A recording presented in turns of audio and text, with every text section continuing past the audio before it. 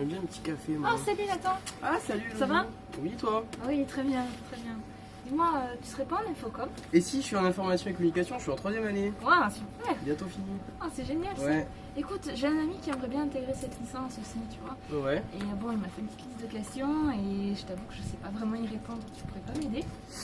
Si, bien sûr. Dans Ouais. 5 minutes? Bah ouais, carrément, j'allais prendre un petit café là. Ah, mais super, écoute.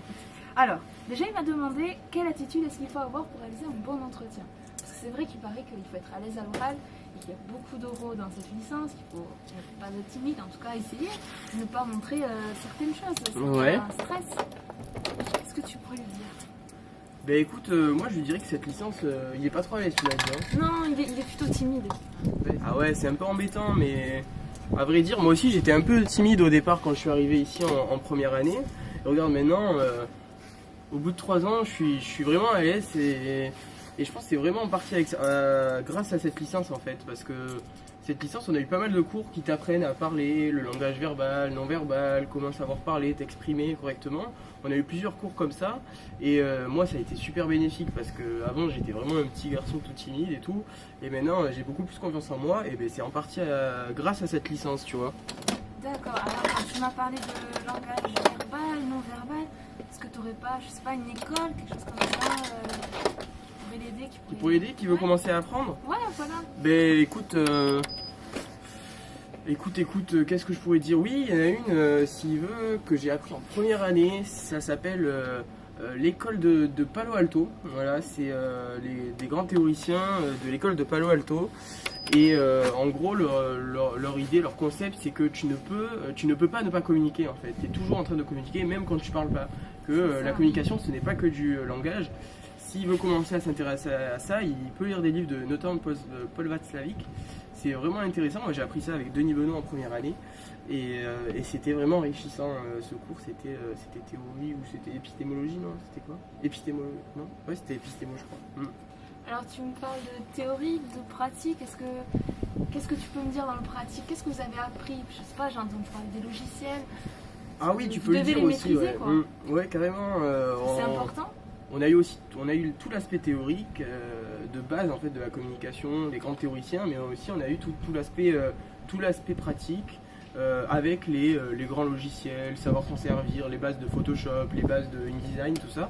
Donc lui, s'il veut commencer, franchement, ça l'aiderait un peu parce qu'on en voit pas, on voit beaucoup de choses sur les logiciels. Après, on voit pas tout parce que c'est des logiciels assez complets et où il y a beaucoup de choses à voir, il y a beaucoup de manières de les appréhender.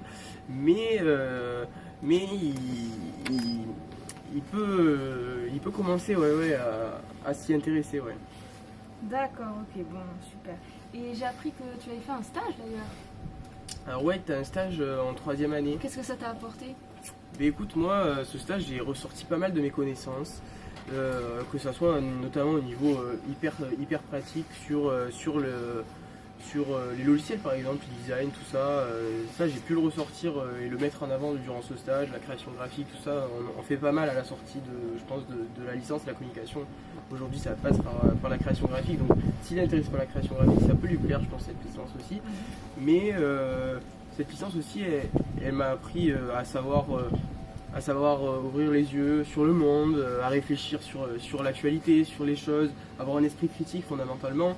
C'est ça aussi tout les bénéfices de l'aspect théorique qu'on nous apprend, c'est d'avoir un esprit critique, vraiment se fonder un esprit critique. Alors s'il a un peu les yeux ouverts et qu'il a envie d'apprendre des choses, d'en savoir plus sur comment fonctionne le monde, sur les médias, sur la communication, franchement cette licence elle peut que lui plaire.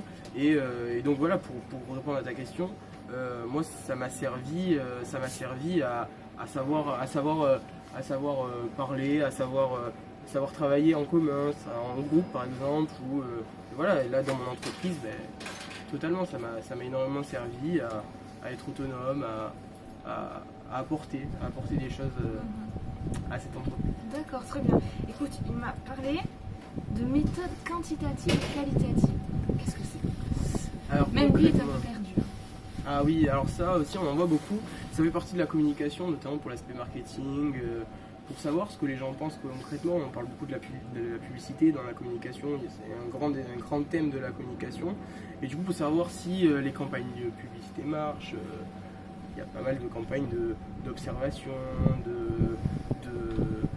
Vous en faites des observations? Ouais, on en a fait et tout. C'est ça aussi qui est intéressant dans cette licence, c'est que vraiment tu es sur le terrain. Là dernièrement, on était au musée Fabre en train d'observer les gens pour savoir comment ils agissaient dans le musée. Et donc c'était très intéressant. D'accord, très bien. Écoute, une dernière question. Ouais, dis-moi. Alors, il m'a demandé comment réaliser une bonne présentation orale.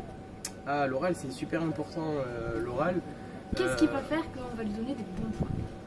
Ah, ça c'est une bonne question. Tu peux lui dire qu'il faut qu'il mise déjà voilà, un diaporama par exemple, il peut miser sur le visuel. Comme je t'ai dit, le visuel c'est vraiment important. Et mettre le visuel en avant pour mettre en avant ses propos en fait. Tu vois, il ne faut pas qu'il mette tout sur le visuel, il faut qu'il en garde un peu à dire. Et voilà, le langage paraverbal ça aide beaucoup.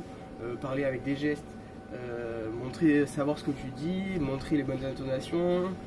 Ça compte beaucoup dans la façon dont tu parles pour que tes propos passent mieux auprès de ton auditoire. C'est la rhétorique, c'est Socrate, ça aussi on l'a vu en première année et tout, et ça c'était super intéressant. Moi, j'adore ça, la rhétorique de Socrate, tout ça. Et il y a plein de petites choses comme ça, et au final, avec du recul, tu vois, je suis en 3e année et je me rends compte que cette licence elle m'a apporté pléthore de petits conseils, de petites choses par-ci par-là, et que voilà, au final elle est vraiment pluridisciplinaire, et c'est ça aussi qui est super cool dans cette licence, c'est qu'elle est pluridisciplinaire, que tu as une multitude de facettes, une multitude de compétences sur des domaines assez variés.